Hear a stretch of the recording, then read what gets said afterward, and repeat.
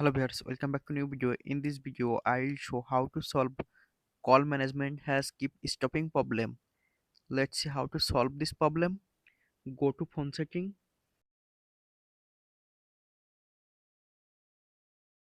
scroll down, click on app management, click on app list,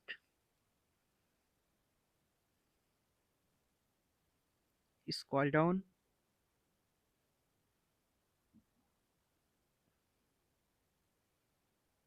click on phone,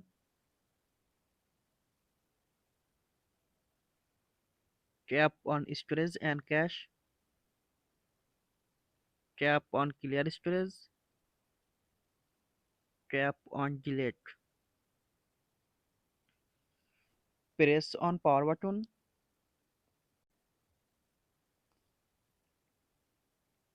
click on reset, tap to reset.